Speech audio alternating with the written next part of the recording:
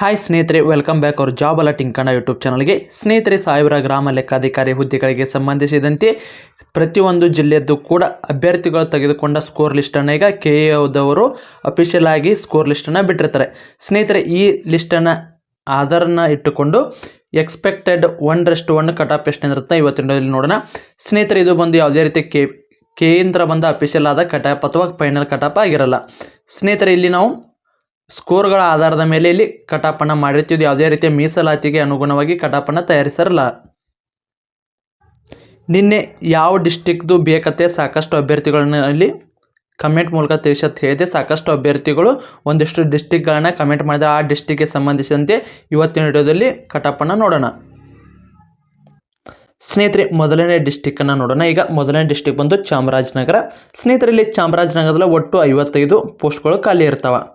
ಇದು ಬಂದು ಮಹಿಳೆಯರಾಗಿರ್ಬೋದು, ಪುರುಷರಾಗಿರ್ಬೋದು, ಗ್ರಾಮೀಣ ಅಭ್ಯರ್ಥಿ, ಅಂಗವಿಕಲರು, ಮಾಜಿ ಸೈನಿಕರು, ಕನ್ನಡ ಮಾಧ್ಯಮ ಯೋಜನೆ ನಿರಸಿದ ತೃತೀಯ ಲಿಂಗ, ಒಟ್ಟು ಕೂಡಿ 55 ಪೋಸ್ಟ್ಗಳು ಖಾಲಿ ಇರ್ತಾವೆ. ಸ್ನೇಹಿತರೆ, ಅದರ ಪೈಕಿ ಈಗ ಮಹಿಳೆಯರಿಗಂತ 19 ಹುದ್ದೆಗಳು ಮೀಸಲಿರ್ತಾವೆ. ಅದೇ ರೀತಿ ಪುರುಷರಿಗೆ ಅಂತಲೇ ಇಲ್ಲಿ ಸಾಕಷ್ಟು ಹುದ್ದೆಗಳು ಖಾಲಿ ಇದಾವೆ. ಅದರಲ್ಲಿ ಈಗ ಗ್ರಾಮೀಣದಲ್ಲಿ ಬರ್ತಾರೆ, ಅಂಗವಿಕಲರಲ್ಲಿ ಬರ್ತಾರೆ, ಮಾಜಿ ಸೈನಿಕರದಾಗ ಬರ್ತಾರೆ. ಆದರೆ ನಾವು ಇವತ್ತು ಕೇವಲ ಏನಿದೆ ಜನರಲಲ್ಲಿ ಆಯ್ಕೆಯಾಗುವ ಅಭ್ಯರ್ಥಿಗಳದ್ದು ನೋಡೋಣ. ಅದೇ ರೀತಿ ಮಹಿಳೆಯರದು ಕೂಡ ಜನರಲ್ಲಿ ಎಷ್ಟು ಮಂದಿ ಆಯ್ಕೆ ಹಾಕಾರ, ಅದೇ ರೀತಿ ಉಳಿದ ಅಭ್ಯರ್ಥಿದು ಎಕ್ಸ್ಪೆಕ್ಟೆಡ್ ಕಟ್ ಆಫ್ ಎಷ್ಟಿರ್ತದೆ ಅಂತ ನೋಡ್ತಾ ಹೋಗೋಣ.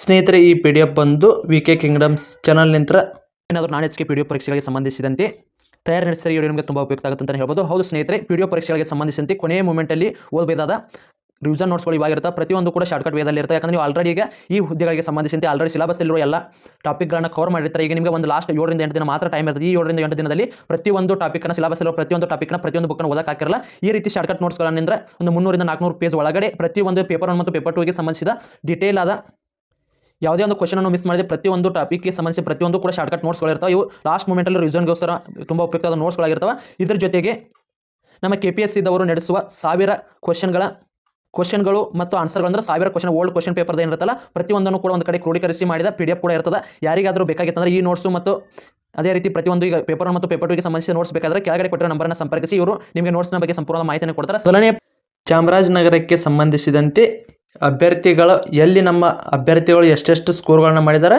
ಹೆಚ್ಚಿನ ಸ್ಕೋರಿಂದ ಕಡಿಮೆ ಸ್ಕೋರ್ ಒಳಗೆ ಈ ರೀತಿ ಇದನ್ನು ಮಾಡಿರ್ತದೆ. ಇದು ಬಂದು ಯಾವುದೇ ರೀತಿ ಅಫಿಷಿಯಲ್ ಆಗಿ KAದಿಂದ ಬಂದ ಇದು ಆಗಲ್ಲ PDF.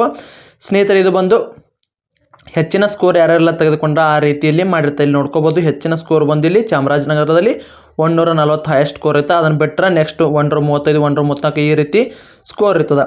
ಸ್ನೇಹಿತರೆ, ಈಗ ಆಲ್ರೆಡಿ ಹೇಳಿದೆ ನಿಮಗೆ, ಇಲ್ಲಿ ಜನರಲ್ ಕ್ಯಾಟಗರಿಗೆ ಅಂತ ಪುರುಷ ಅಭ್ಯರ್ಥಿಗಳಿಗೆ 3 ಪೋಸ್ಟ್ ಇರ್ತಾವಲ್ಲ, ಅಲ್ಲಿ ಟಾಪ್ 3ಯಲ್ಲಿರುವ ಅಭ್ಯರ್ಥಿಗಳಿಗೆ ಮೀಸಲಿರ್ತಾವೆ. ಯಾವುದೇ ರೀತಿಯವರು ಯಾವುದೇ ಕಾಸ್ಟಿಗೆ ಸಂಬಂಧಿಸಿರಲಿ, SC ಆಗಿರಲಿ, ST ಆಗಿರಲಿ, 2A ಆಗಿರಲಿ, 2B ಆಗಿರಲಿ, ಯಾವುದೇ ಕಾಸ್ಟಿಗೆ ಸಂಬಂಧಿಸಿರಲಿ ಅವ್ರಿಗೆ ಅವು ಮೀಸಲಾದಕ್ಕೆ ಹೆಚ್ಚಿನ ಸ್ಕೋರನ್ನು ತೆಗೆದುಕೊಂಡ ಅಭ್ಯರ್ಥಿಗಳನ್ನ GM ಅಲ್ಲಿ ಆಯ್ಕೆ ಮಾಡ್ತಾರೆ. ಇದು ನಿಮಗೆ ಸ್ಪಷ್ಟವಾಗಿ ಗೊತ್ತಿರಲಿ. ಈಗ ಆಲ್ಮೋಸ್ಟ್ ಎಲ್ಲರಿಗೂ ಗೊತ್ತಿರುತ್ತೆ. ಇನ್ನು ಅದೇ ರೀತಿ ಮಹಿಳೆಯರದು ನೋಡೋಣ. ಮಹಿಳೆಯರಿಗೆ ಅಂತೇಳಿ 8 ಪೋಸ್ಟ್ಗಳನ್ನು ನಾವೀಗ ಆಲ್ರೆಡಿ ನೋಡಿದ್ವಿ. ಇಲ್ಲಿ ಹೈಯೆಸ್ಟ್ ಸ್ಕೋರ್ ಬಂದು 120 ಇರ್ತದೆ ಮಹಿಳೆಯರದು. ಇಲ್ಲಿ ಮಹಿಳೆಯರು ಮತ್ತು ಪುರುಷರಿಗೆ ಹೋಲಿಸಿದ್ರೆ ತುಂಬಾ ಕಟ್ ಆಫ್ ಚೇಂಜ್ ಆಗ್ತದೆ. ಅದಕ್ಕಾಗಿ ಪುರುಷರದೇ ಬೇರೆ ಇರುತ್ತೆ, ಮಹಿಳೆಯರದೇ ಬೇರೆ ಇರುತ್ತೆ. ಅನಿತಾ ಅನ್ನೋ ಅಭ್ಯರ್ಥಿದು ಇದಾಗಿರ್ತದೆ. 120.5 ಸ್ಕೋರ್ ಇದೆ ಈ ಅಭ್ಯರ್ಥಿದು. ಈ ಅಭ್ಯರ್ಥಿ ಏನಾರ ಈ ವಿಡಿಯೋ ನೋಡ್ತಿದ್ರೆ ಆದಷ್ಟು ಅಭ್ಯರ್ಥಿ ಯಾರಂತೇಳಿ ಆ ಅಭ್ಯರ್ಥಿ ಏನಾರ ಇದ್ರೆ ಕಮೆಂಟ್ ಮೂಲಕ ತಿಳಿಸ್ಬೋದಾಗಿರುತ್ತೆ. ವಿಡಿಯೋನ ಆ ಅಭ್ಯರ್ಥಿ ನೋಡ್ತಿದ್ರೆ ಇಲ್ಲಿ ನೋಡ್ಕೋಬೋದು. 120.5 ಅಭ್ಯರ್ಥಿ ಸ್ಕೋರ್ ಆಗಿರ್ತದೆ. ಆ ಅಭ್ಯರ್ಥಿದು 1:1ಗೆ ಎಲ್ಲಪ್ಪ ಅಂದರೆ GM ಅಲ್ಲಿ ಆಯ್ಕೆ ಆಗ್ತಾರೆ. ನಿಮಗೆ ಸ್ಪಷ್ಟವಾಗಿ ಗೊತ್ತಿರಲಿ. ಇನ್ನು ಅದೇ ರೀತಿ ಉಳಿದ ಅಭ್ಯರ್ಥಿದು ಕೂಡ ಇಲ್ಲಿ GM ಅಲ್ಲಿ ಒಟ್ಟು 8 ಪೋಸ್ಟ್ಗಳದಲ್ಲ, ಇಲ್ಲಿ 108ವರೆಗೂ ಕೂಡ ಲೇಡೀಸ್ದು GM ಅಲ್ಲಿ ಆಯ್ಕೆ ಆಗ್ತಾರೆ. ಇಲ್ಲಿ ಪುರುಷರದ ಆಲ್ರೆಡಿ ಈಗ ಹೇಳಿದೆ, ಇಲ್ಲಿ ತೋರಿಸ್ತೀನಿ. 3 ಪೋಸ್ಟ್ಗಳಿದ್ರೆ ಇಲ್ಲಿ ತೋರಿಸ್ತೀನಿ ನೋಡ್ರಿ. ಈ ರೀತಿ ಸ್ಕೋರ್ ಇರ್ತಾವೆ. ಇಲ್ಲಿ ಕೂಡ ಇರೋ ಅಭ್ಯರ್ಥಿಗಳು ಹಾಕ್ತಾರೆ. ಈಗ ಉಳಿದ ಅಭ್ಯರ್ಥಿಗಳನ್ನು ನೋಡೋದಾದ್ರೆ ಸ್ನೇಹಿತರೆ, ಚಾಮರಾಜನಗರಕ್ಕೆ ಸಂಬಂಧಿಸಿದ GM ಅಲ್ಲಿ ಆಯ್ಕೆ ಆಗಬೇಕಂದ್ರೆ ಪುರುಷ ಅಭ್ಯರ್ಥಿಗಳದ್ದು 130ಕ್ಕಿಂತ ಹೆಚ್ಚಿನ ಆಯ್ಕೆ ಸ್ಕೋರ್ ಇರಬೇಕು. ಇನ್ನು ಅದೇ ರೀತಿ ಮಹಿಳೆಯರದು 108ಕ್ಕಿಂತ ಹೆಚ್ಚಿನ ಸ್ಕೋರ್ ಇದ್ದವರು GM ಅಲ್ಲಿ ಆಯ್ಕೆ ಆಗ್ತಾರೆ. ಅದರಲ್ಲಿ ಒಂದು ಸ್ವಲ್ಪ ಸ್ಕೋರ್ ವ್ಯತ್ಯಾಸ ಆಗುತ್ತೆ, ಮುಂದೆ ಹೇಳ್ತಾ ಹೋಗ್ತೀನಿ. ಅದೇ ರೀತಿ 2A, 2B, SC, ST ಅಭ್ಯರ್ಥಿಗಳು ಏನಿದ್ದಾರಲ್ಲ ಪುರುಷರಿಗೆ ಸಂಬಂಧಿಸಿದಂತೆ 116ಕ್ಕಿಂತ ಹೆಚ್ಚಿನ ಸ್ಕೋರ್ ಇರಬೇಕು. ಅದೇ ರೀತಿ ಮಹಿಳೆಯರಿಗೆ ಸಂಬಂಧಿಸಿದಂತೆ 98ಕ್ಕಿಂತ ಹೆಚ್ಚಿನ ಸ್ಕೋರ್ ಇದ್ದರೆ ಆಯ್ಕೆಗೂ ಸಾಧ್ಯತೆ ಇರ್ತದೆ. ಸ್ನೇಹಿತರೆ, ನಾ ಇಲ್ಲಿ ಹೇಳಿದ ಸ್ಕೋರ್ ಇವು. ಇದರಲ್ಲಿ ಕೂಡ ಒಂದಿಷ್ಟು ವ್ಯತ್ಯಾಸ ಆಕವು. ಈ GM ಅಲ್ಲಿ ಏನಿರ್ತಾವಲ್ಲ ಈ ಅಭ್ಯರ್ಥಿಗಳದ್ದು ವ್ಯತ್ಯಾಸ ಆಗೋದ್ರ ಭಾಳ 0.2 0.2 ಅಷ್ಟೇ ವ್ಯತ್ಯಾಸಕ್ಕವು. ಆದರೆ ಇಲ್ಲಿ ಏನು ಹೇಳಿರ್ತಾನೆ, ಇಲ್ಲಿ 2A ಇಲ್ಲಿ ಮೀಸಲಾತಿಗಳು ಇರ್ತಾವೆ. ಅದಕ್ಕಾಗಿ ಇಲ್ಲಿ 2ರಿಂದ 3 ಅಥವಾ 5ರವರೆಗೂ ಕೂಡ ಇಲ್ಲಿ ಹೆಚ್ಚು ಆಗ್ಬೋದು, ಕಡಿಮೆನೂ ಆಗ್ಬೋದು. ಹೆಚ್ಚೇನು ಆಗಲ್ಲ, ಆದರೆ ಕಡಿಮೆನೂ ಆಗ್ತಾವೆ. ಯಾಕಪ್ಪ ಅಂದ್ರೆ ಅಂಗವಿಕಲ ಅಭ್ಯರ್ಥಿಗಳು ಬರ್ತಾರೆ, ಅದೇ ರೀತಿ ಎಕ್ಸ್ ಸರ್ವಿಸ್ ಮ್ಯಾನ್ಗಳು ಬರ್ತಾರೆ, ಅದೇ ರೀತಿ ತೃತೀಯ ಲಿಂಗದವರು ಬರ್ತಾರೆ. ಅದಕ್ಕಾಗಿ ಇಲ್ಲಿ ಸ್ಕೋರ್ ಏನಾಗುತ್ತಲ್ಲ ಜಾಸ್ತಿ ಏನಾಗಲ್ಲ, ಇದಕ್ಕಿಂತಾದರೆ ಕಡಿಮೆ ಆಗುತ್ತೆ. ಅಂಗವಿಕಲರದ್ದು ಇಲ್ಲಿ ನಾರ್ಮಲ್ ಫ್ರೆಷರ್ಸ್ ಅಭ್ಯರ್ಥಿಗೆ ಅಥವಾ ಅಂಗವಿಕಲರಿಗೆ ಹೋಲಿಸಿದರೆ ತುಂಬಾ ಕಡಿಮೆ ನಿಂತತೆ. ಅದೇ ರೀತಿ ಮತ್ತು ಈ ಫ್ರೆಷರ್ಸ್ಗೆ 130 ನಿಂತದಂದ್ರೆ ಎಕ್ಸ್ ಸರ್ವಿಸ್ ಮ್ಯಾನ್ಗೆ ಕೇವಲ ಬರೀ 70 ತೆಗೆದುಕೊಂಡು ಕೂಡ ಆಯ್ಕೆ ಆಗೋ ಸಾಧ್ಯತೆ ಇರ್ತದೆ. ಯಾಕಂದರೆ ಎಕ್ಸ್ ಸರ್ವಿಸ್ ಮ್ಯಾನ್ಗಳು ತುಂಬ ಕಡಿಮೆ ಇರ್ತಾರೆ, ಅದಕ್ಕಾಗಿ ಅವರಿಗೆ ಬೇರೆ ರೀತಿ ಇರುತ್ತೆ. ಇಲ್ಲಿ ಮಿನಿಮಮ್ ಎಲಿಜಿಬಲ್ ಬಂದು 70ಕ್ಕಿಂತ ಹೆಚ್ಚಿನ ಅಂಕ ತೆಗೆದವರಿಗೆ ಮಾತ್ರ ಜಾಬನ್ನು ಕೊಡೋದು.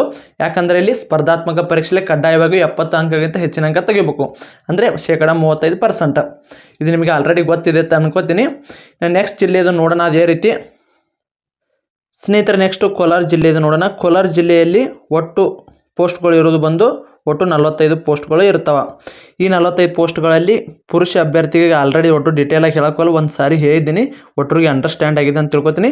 ಇಲ್ಲಿ ಮಹಿಳೆಯರಿಗೆ ಅಂತ 15 ಪೋಸ್ಟ್ಗಳು ಇರ್ತವೆ. ಅದರಲ್ಲಿ ನಾವು ಜನರಲ್ ಕ್ಯಾಟಗರಿಗೆ ಅಂತ ನೋಡಿದ್ರೆ 7 ಪೋಸ್ಟ್ಗಳು, ಅದೇ ರೀತಿ ಪುರುಷರಿಗೆ ಜನರಲ್ ಕ್ಯಾಟಗರಿಯಲ್ಲಿ ನೋಡಿದ್ರೆ 2 ಪೋಸ್ಟ್ಗಳು ಇರ್ತವೆ. ಹಾಗಿದ್ರೆ ಇಲ್ಲಿ ಎಕ್ಸ್ಪೆಕ್ಟೆಡ್ ಕಟ್ ಆಫ್ ಎಷ್ಟು ನಿಂದಿರುತ್ತೆ ನೋಡೋದಾದರೆ ಸ್ನೇಹಿತರೆ, ಪ್ರತಿಯೊಂದು ಡಿಸ್ಟಿಕ್ದು ಕೂಡ ಈಗ ಆಲ್ರೆಡಿ ವಿ.ಕೆ. ಕಿಂಗ್ಡಮ್ ಸರ್ ಏನು ಇದನ್ನು ಮಾಡಿದಾರಲ್ಲ ಕಟ್ ಆಫ್, ಅದನ್ನು ನಮ್ಮ ಟೆಲಿಗ್ರಾಮ್ ಗ್ರೂಪಲ್ಲಿ PDF ಅನ್ನು ಹಾಕಿರ್ತೀವಿ. ನಿಮ್ಮದು ಕೂಡ ರ್ಯಾಂಕ್ ಎಲ್ಲಿ ಬರುತ್ತಾ ನೀವು ಕೂಡ ಹೋಗಿ ಚೆಕ್ ಮಾಡ್ಕೋಬೋದು. ನಮ್ಮ ಟೆಲಿಗ್ರಾಮ್ ಗ್ರೂಪಿನ ಲಿಂಕ್ ಬಂದು ಡಿಸ್ಕ್ರಿಪ್ಷನ್ ಬಾಕ್ಸಲ್ಲಿ ಇರ್ತದೆ. ಡಿಸ್ಕ್ರಿಪ್ಷನ್ ಬಾಕ್ಸಲ್ಲಿ ಹೋಗಿ ನೀವು ಅದನ್ನು ನಮ್ಮ ಟೆಲಿಗ್ರಾಮ್ ಗ್ರೂಪಿನ ಲಿಂಕ್ ಮೇಲೆ ಕ್ಲಿಕ್ ಮಾಡಿ ಜಾಯ್ನ್ ಆದ್ರೆ ಅಲ್ಲಿ ಕೂಡ ನೀವು ಡೌನ್ಲೋಡ್ ಮಾಡ್ಕೊಂಡು ನೋಡ್ಬೋದು.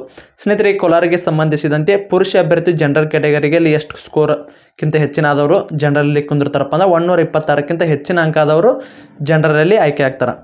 ಅದೇ ರೀತಿನ ಮಹಿಳಾ ಅಭ್ಯರ್ಥಿದು ನೋಡೋದಾದ್ರೆ ಇಲ್ಲಿ ಮಿನಿಮಮ್ ಅಂದ್ರೆ 105ಕ್ಕಿಂತ ಹೆಚ್ಚಿನ ಇರಬೇಕು. ಇಲ್ಲಿ ಒಬ್ಬ ಅಭ್ಯರ್ಥಿದು ಕೋಲಾರ ಡಿಸ್ಟಿಕ್ಗೆ ಸಂಬಂಧಿಸಿ 124 ಹೈಯೆಸ್ಟ್ ಇರ್ತದೆ, 124.25. ಇದು ಬಂದು ಮಹಿಳಾ ಅಭ್ಯರ್ಥಿದು ಹೇಳ್ತೇವೆ. ಪುರುಷ ಅಭ್ಯರ್ಥಿ 126ಕ್ಕಿಂತ ಹೆಚ್ಚಿನ ಇರಬೇಕು, ಮಹಿಳೆಯರದು 105ಕ್ಕಿಂತ ಹೆಚ್ಚಿನ ಇರಬೇಕು. ಅಂದರೆ ಇದು ಜನರಲ್ ಕ್ಯಾಟಗರಿಗೆ. ಅದೇ ರೀತಿನ 2A 2B ಅದರ್ಸ್ ಕಾಸ್ಟ್ ಅದಾವಲ್ಲ, ಇಂಥ ಅಭ್ಯರ್ಥಿಗಳಿಗೆ ಎಲ್ಲಿವರೆಗೂ ಕೂಡ ಆಯ್ಕೆ ಆಗೋ ಸಾಧ್ಯತೆ ಇದೆಯಪ್ಪ ಅಂದ್ರೆ ಕೋಲಾರ ಡಿಸ್ಟಿಕ್ಗೆ ಪುರುಷರದು 112ಕ್ಕಿಂತ ಹೆಚ್ಚಿನ ಅಂಕ ಪಡೆದವರು ಆಯ್ಕೆ ಆಗುವ ಸಾಧ್ಯತೆ ಇರ್ತದೆ. ಯಾಕಂದರೆ ಇದು ಮೀಸಲಾತಿಗೆ ಅನುಗುಣವಾಗಿ ಇರ್ತದೆ. ಒಬ್ಬೊಬ್ಬರದು 120 ಆಗಿ ಕೂಡ ಆಯ್ಕೆ ಆಗೋದು ಡೌಟ್ ಇರ್ತದೆ. ಯಾಕಂದರೆ ಅಲ್ಲಿ ನಿಮಗೆ ಕಾಸ್ಟಿಗೆ ಇರೋ ಪೋಸ್ಟ್ಗಳ ಮೇಲೆ ಡಿಪೆಂಡ್ ಆಗಿರ್ತದೆ. ಆದರೆ ಒಂದು ಜನರಲ್ ಆಗಿ ನಾವು ನೋಡೋದಾದ್ರೆ ಪುರುಷ ಅಭ್ಯರ್ಥಿ 112ಕ್ಕಿಂತ ಹೆಚ್ಚಿನ ಇರಬೇಕು. ಆದರೆ ಎಕ್ಸ್ ಸರ್ವಿಸ್ ಮ್ಯಾನು ಮತ್ತು ಉಳಿದವರು ನೋಡಿದರೆ ಒಂದು 2ರಿಂದ 3 ಅಥವಾ 5ರವರೆಗೂ ಕೂಡ ಕಡಿಮೆ ಆಗೋ ಸಾಧ್ಯತೆ ಇರ್ತದೆ. ಇನ್ನು ಅದೇ ರೀತಿ ಮಹಿಳಾ ಅಭ್ಯರ್ಥಿಗಳು ನೋಡೋದಾದ್ರೆ ಇಲ್ಲಿ 97ಕ್ಕಿಂತ ಹೆಚ್ಚಿನ ಅಂಕ ಆದವರು ನೀವು ಕೂಡ ಸೇಫ್ ಝೋನಲ್ಲಿ ಇರ್ತೀರ. ನಾನು ನೆಕ್ಸ್ಟ್ ಅದೇ ರೀತಿನ ನೆಕ್ಸ್ಟ್ ಡಿಸ್ಟಿಕ್ದು ನೋಡೋದಾದ್ರೆ ಸ್ನೇಹಿತರೆ, ನಿಮಗೇನಾದರೂ ಇದೇ ರೀತಿ ಬೇರೆ ಡಿಸ್ಟಿಕ್ದು ಕಟಾಪನ್ನು ಮಾಡಬೇಕಾದ್ರೆ ಆದಷ್ಟು ಕಮೆಂಟ್ ಮೂಲಕ ತಿಳಿಸಿ, ಆದಷ್ಟು ಬೇಗ ಅದನ್ನು ಕೂಡ ಕಟಾಪ್ ವಿಡಿಯೋನ ಮಾಡಿ ಹಾಕ್ತೀವಿ. ಸ್ನೇಹಿತರೆ, ಇನ್ನು ಅದೇ ರೀತಿ ರಾಮನಗರಕ್ಕೆ ಸಂಬಂಧಿಸಿದಂತೆ ನೋಡೋಣ. ರಾಮನಗರದಲ್ಲಿ ಒಟ್ಟು 51 ಪೋಸ್ಟ್ಗಳು ಇರ್ತವೆ. ಈ 51 ಪೋಸ್ಟ್ಗಳ ಪೈಕಿ 19 ಹುದ್ದೆಗಳು ಮಹಿಳೆಯರಿಗಂತ ಮೀಸಲಿರ್ತವೆ. ಅದರಲ್ಲಿ ಜನರಲ್ ಕ್ಯಾಟಗರಿಗೆ 8 ಹುದ್ದೆಗಳು ಇರ್ತವೆ. ಬೇಕಾದರೆ ನಿಮ್ಗೆ ಡೌಟ್ ಇದ್ದರೆ ಹೋಗಿ ಚೆಕ್ ಮಾಡ್ಕೋಬೋದು. ಯಾಕಂದ್ರೆ ಒಂದು ಕಡೆ ಇದನ್ನು ಬರೆದುಕೊಂಡಿರ್ತೀವಿ. ಒಂದೊಂದು ಈ ರೀತಿ ಡಿಸ್ಟಿಕ್ಕನ್ನು ಮಾಡ್ಬೇಕಂದ್ರೆ ಏನಂದ್ರೆ ಒಂದು 25ರಿಂದ 30 ನಿಮಿಷ ಟೈಮ್ ತೊಗೊಂಡು ಪ್ರತಿಯೊಂದನ್ನು ಡೀಟೇಲಾಗಿ ಬರ್ಕೊಂಡು ನಿಮ್ಗೆ ಹೇಳ್ತಿರ್ತೀವಿ. ಅದೇ ರೀತಿ ಪುರುಷರಿಗೆ ಅಂತೇಳಿ 3 ಜನರಲ್ ಕ್ಯಾಟಗರಿಗೆ ಇರ್ತವೆ.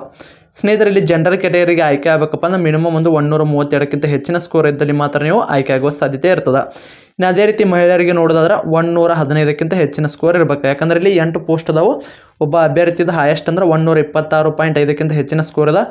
ಅಲ್ಲಿಂದ ಹಿಡಿದು 115ವರೆಗೂ ಇರ್ತದೆ. ಇನ್ನು ಅದೇ ರೀತಿ 2A 2B ತಡೆ SC ST ಅಭ್ಯರ್ಥಿಗಳಿಗೆ ಏನು ಇರ್ತದಲ್ಲ ಇಲ್ಲಿ ಕಡಿಮೆ ಇರ್ತದೆ. ಇದು ಬಂದು ಜನರಲ್ಗೆ ಹೇಳ್ತಾ ಇರೋದು ಜಸ್ಟ್. ಇಲ್ಲಿ ಅದಕ್ಕಿಂತ ಕಡಿಮೆ ಅಂದರೆ ಎಲ್ಲಿವರೆಗಪ್ಪ ಅಂದ್ರೆ ರಾಮನಗರದಲ್ಲಿ ಸಂಬಂಧಿಸಿದಂತೆ ನಾರ್ಮಲ್ ಆಗಿ 115ಕ್ಕಿಂತ ಹೆಚ್ಚಿನ ಅಂಕ ತೆಗೆದವರು ಈ ಹುದ್ದೆಗಳಿಗೆ ಆಯ್ಕೆ ಆಗುವ ಸಾಧ್ಯತೆ ಇರ್ತದೆ. ಇನ್ನು ಅದೇ ರೀತಿ ಮಹಿಳೆಯರಿಗೆ ನೋಡೋದಾದ್ರೆ 100ಕ್ಕಿಂತ ಹೆಚ್ಚಿನ ಅಂಕ ತೆಗೆದುಕೊಂಡವರು ಇಲ್ಲಿ ಆಯ್ಕೆ ಆಗುವ ಸಾಧ್ಯತೆ ಇರ್ತದೆ.